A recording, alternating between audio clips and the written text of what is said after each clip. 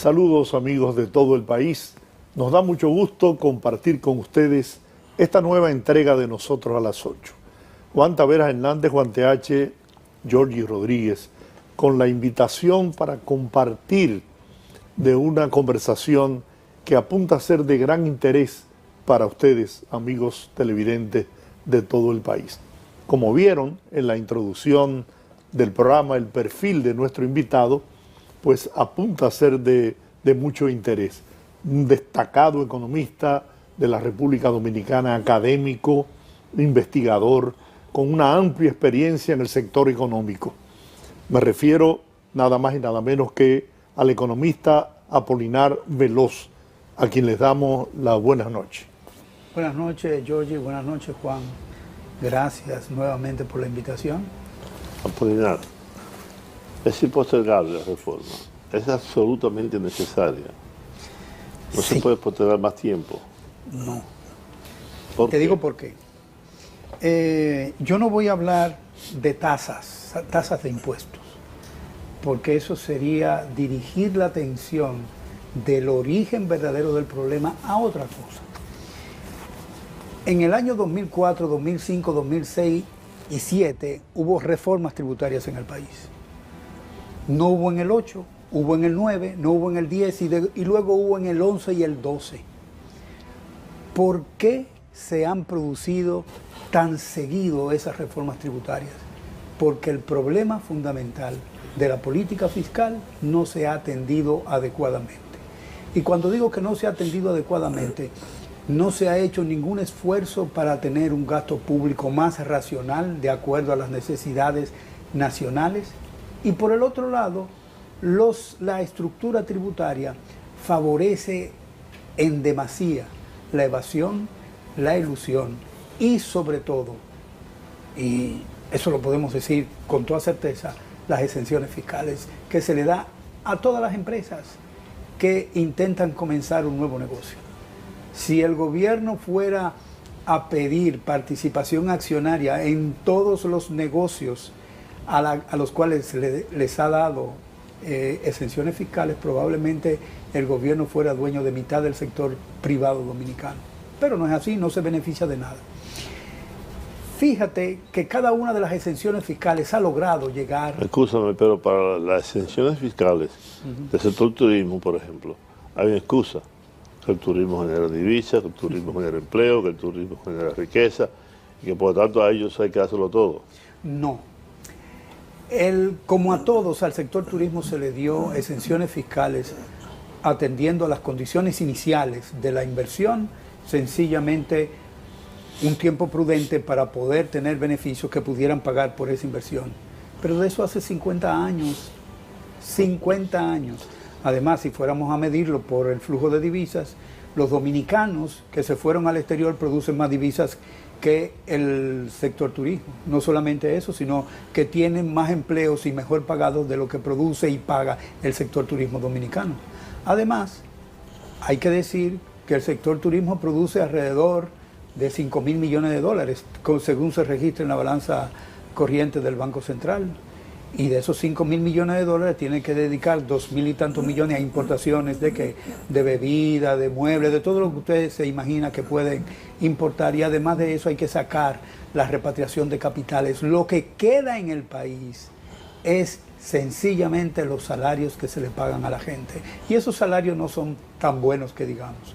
O sea, son salarios sencillamente que reproducen la pobreza en el país. Y no se puede Entonces, decir... ¿es un mal negocio, Apolinar? ¿Es un mal negocio que estamos haciendo? Cuando damos exenciones, por supuesto que sí.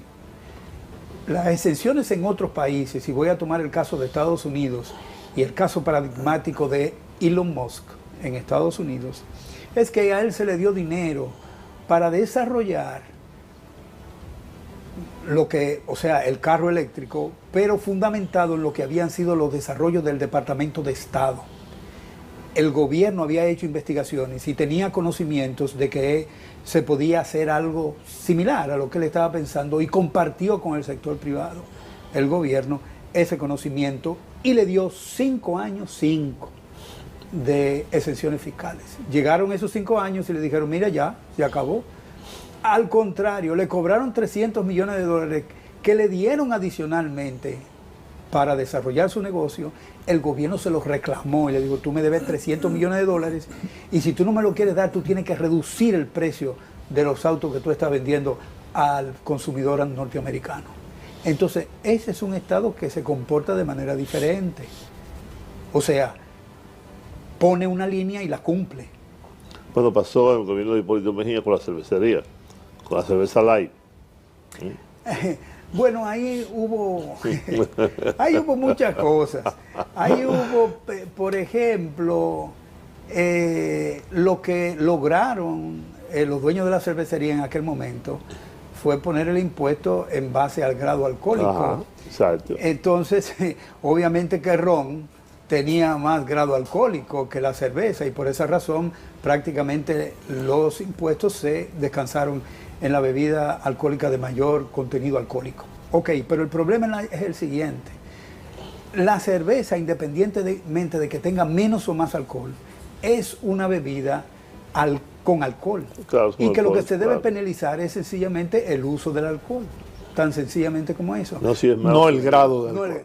pero entonces, yo me acuerdo, en ese momento yo estaba en el Congreso como asesor económico del Senado y fue una prestigiosa firma consultora de este país a presentar que no se le debía poner un impuesto a la cerveza.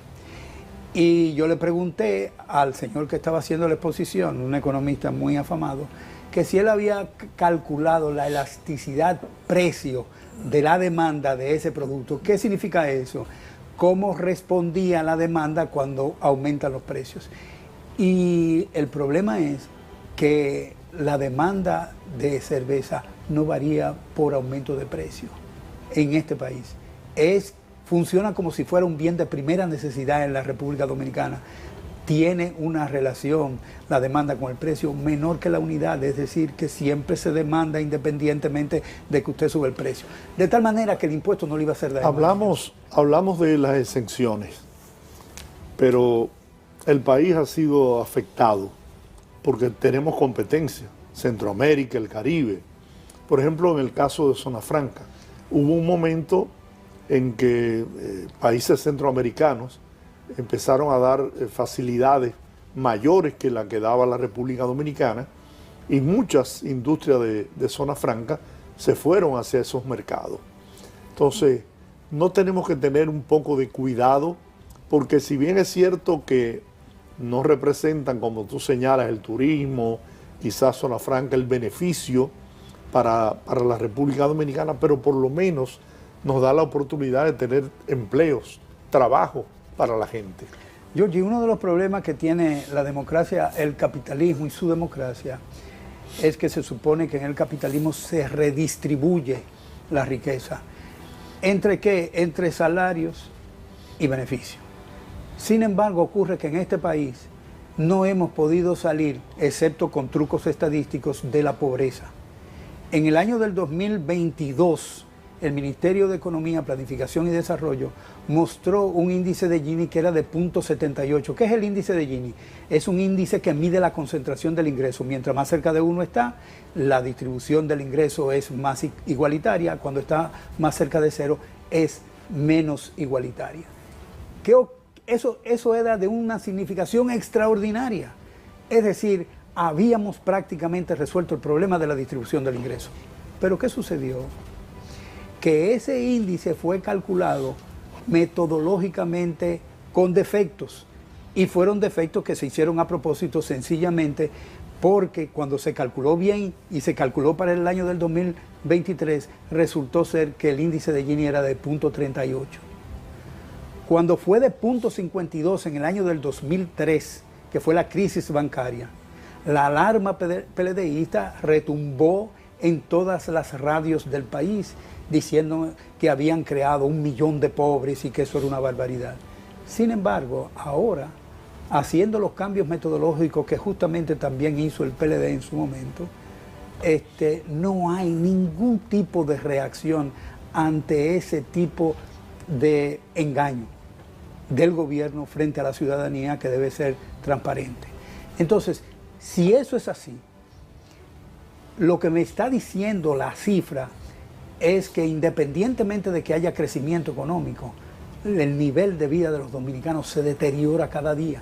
Porque el salario es un salario de hambre, no importa el sector. Tú te puedes ir a zona franca, tú te puedes ir a turismo, tú te puedes ir a cualquiera de los sectores y son salarios de miseria. Tanto es así que el 58-59% del mercado de trabajo es en el sector informal. ¿Y por qué es en el sector informal? Sencillamente porque tiene mayor cantidad, el salario es mucho mayor que en el sector formal. Tan sencillamente como eso. Pare de contar. Entonces, no es posible decir que el crecimiento económico mejora la distribución del ingreso en el país. Tal vez en otros países eso pueda ocurrir, pero en este no, porque no hay, primero, libertad para determinar el salario tiene que irse a una secretaría para determinarlo, y estamos en una economía de libre mercado que supuestamente todos los precios son libres, excepto dos en la República Dominicana, que es el tipo de cambio y el salario. Eso se determina en un ministerio. Entonces, si es así, hay prolongadas esperas para, digamos, corregir el salario de hasta 10 años y más de 10 años. Y después, con quien negocia el gobierno son con 2 o 3 sinvergüenzas de supuestamente, ¿cómo uno le diría? Porque no se le puede decir sindicalistas, otra cosa, y negocian y aceptan cualquier cosa. Entonces, efectivamente, la distribución del ingreso anda mal en el país. Y de eso tiene justamente que ver esta reforma fiscal, porque la mayor parte de los ingresos lo pagan los consumidores. Más de 550.000 millones, más de 50% de los ingresos públicos se producen en un solo impuesto, que es el ITEVIS. Tenemos que hacer una pausa. Con tu permiso, regresamos en breve.